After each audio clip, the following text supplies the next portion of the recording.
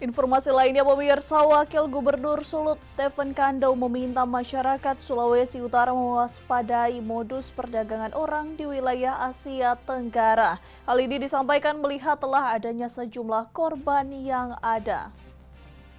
Perdagangan manusia atau human trafficking saat ini marak terjadi di beberapa negara Asia seperti Kamboja, Myanmar, dan Laos.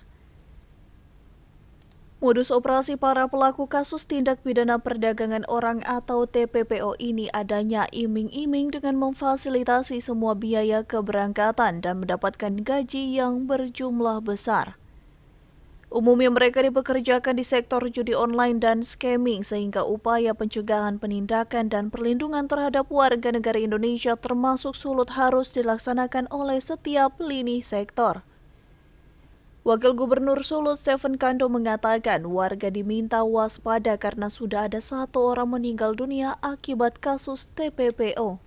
Untuk itu, seluruh lapisan masyarakat, saya sampaikan tadi dalam upaya preventif, selain pemerintah juga seluruh masyarakat, tokoh-tokoh agama, teman-teman pers juga harus mengingatkan masyarakat Sulawesi Utara jangan termakan dengan stimulan-stimulan sesaat seperti ini, tawaran-tawaran menggiurkan seperti ini yang secara logika kan tidak masuk akal sebenarnya, tapi itu dikemas dengan iklan,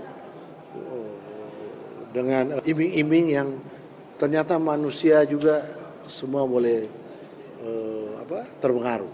Ya. Kita harus lawan itu, dan orang-orang yang terlibat ini harus kita tangkap semua. Dan puji Tuhan di Sulawesi Utara pihak kepolisian sangat kondusif dengan kita, sehingga hal-hal begini cepat kita antisipasi. Stephen Kando menambahkan pemerintah Provinsi Sulut mewadahi pengiriman tenaga kerja ke luar negeri guna mencegah kasus perdagangan manusia.